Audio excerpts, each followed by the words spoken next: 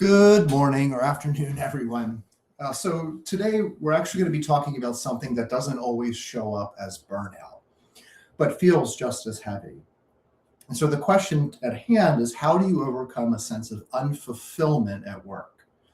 You might be competent, you might be successful, you might even be well compensated, and yet something still feels off.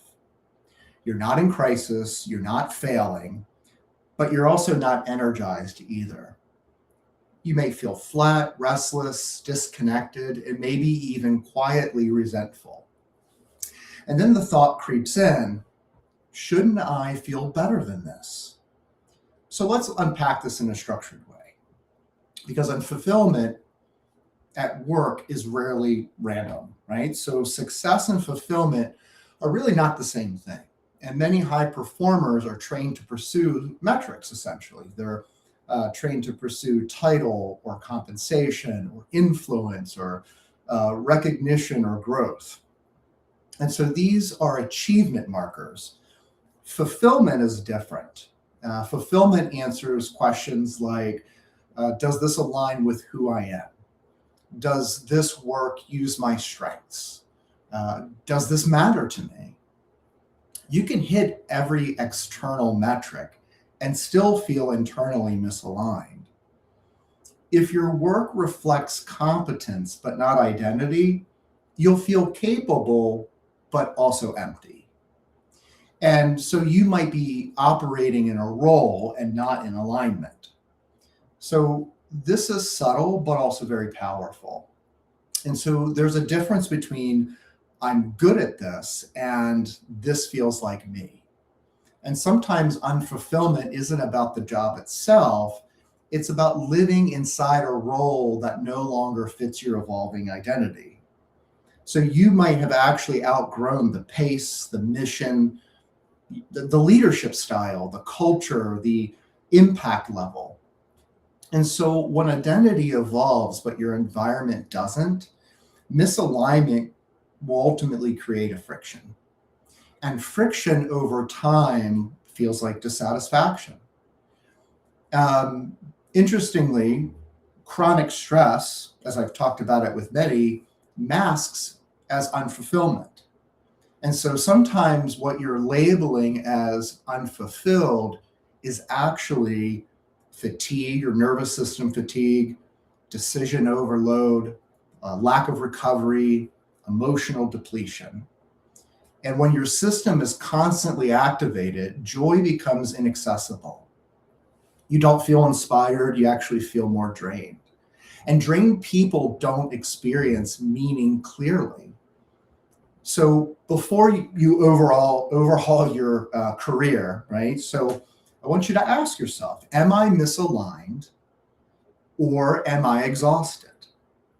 Because the interventions are different. You've been achieving, but not integrating, essentially. And so what does that mean? It means that if you live in a constant forward motion, like what's the next quarter look like? What's the next promotion? What's the next expansion? Next acquisition, or even the next milestone. You don't pause long enough to ask, is this actually satisfying? And so high achievement without reflection leads to identity drift. You wake up 5 years later thinking, how did I end up here? Unfulfillment often signals a lack of intentional recalibration. And you're underutilizing core strengths.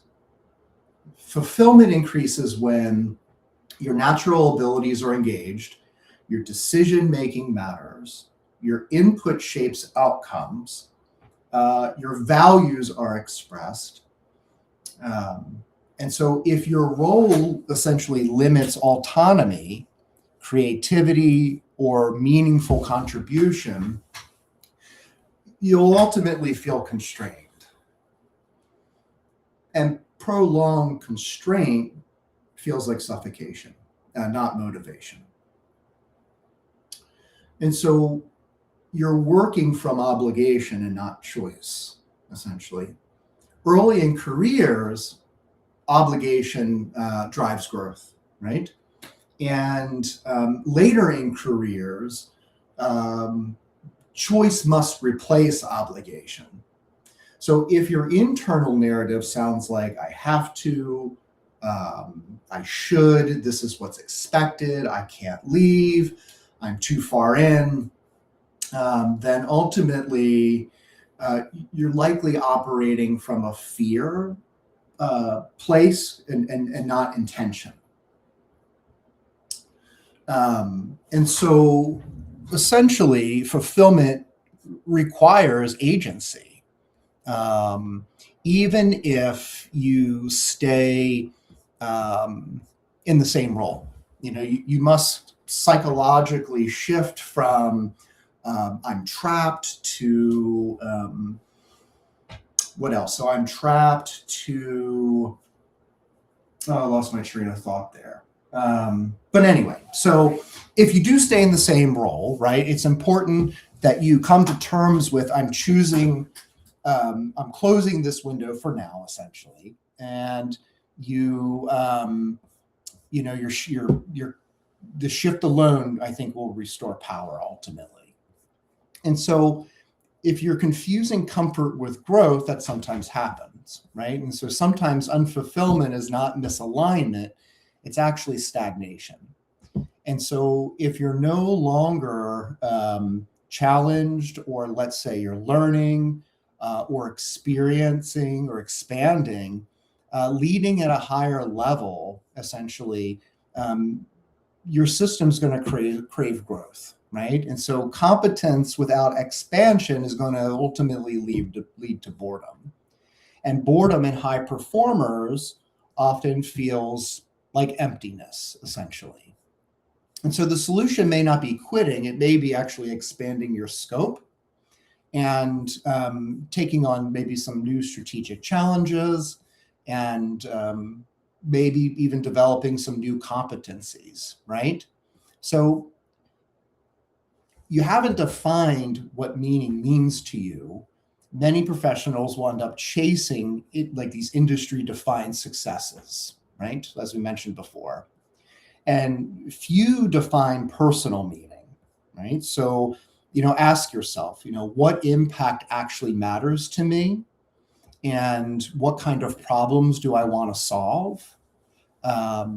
It may even come down to who or what do I want influence, and what kind of leader do I actually want to be? And so if you've never consciously defined meaning, you might be living in really someone else's success script, which is interesting to think about in and of itself. And borrowed scripts seldom bring joy or even like just a sense of satisfactory long-term, right? Internal satisfaction long-term.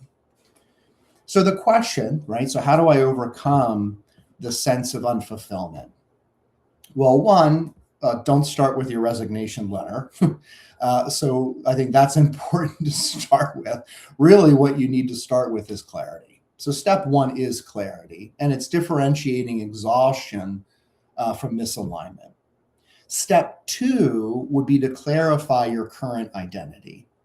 Not who you are 5 years ago, but more importantly, we'll get into that second notion. But step three is assessing your environment, right? So is there room for adaptation? Can you renegotiate your scope? Can you increase autonomy? Can you align your role more strategically, with your strengths, essentially? And so sometimes fulfillment, returns through this kind of redesign, and sometimes through recalibration, and sometimes through transition. And so, give me 1 second here. There we go.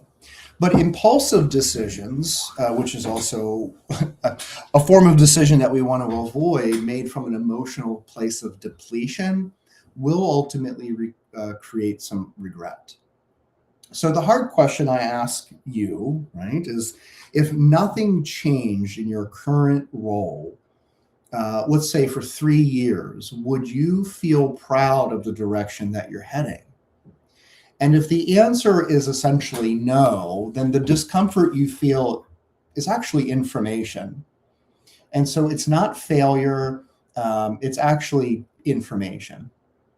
And so before we close, I have 3 reflection questions that I always like to pose for folks who are listening. So early in your dissatisfaction about meaning, think about, is your energy essentially depleted, or is your dissatisfaction about really what you're doing in the role that you're in, right? Or, right? And so the second question is, are you choosing your current role, or are you simply tolerating it? And the third question is, does your work reflect who you are now or who you were when you accepted it, right? The 5 years ago. And so essentially, unfulfillment, again, is not weakness. It's often a signal that your identity is evolving faster than your professional environment. And that's not something to panic about, right? It's actually something to examine thoughtfully.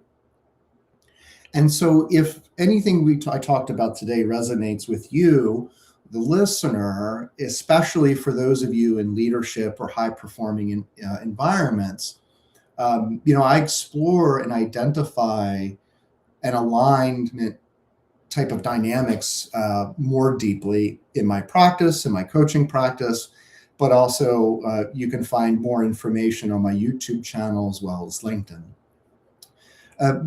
Because, right, so the staple here is that professional success without psychological alignment eventually destabilizes performance. And when identity and strategy align, fulfillment can become sustainable. Thanks again for listening.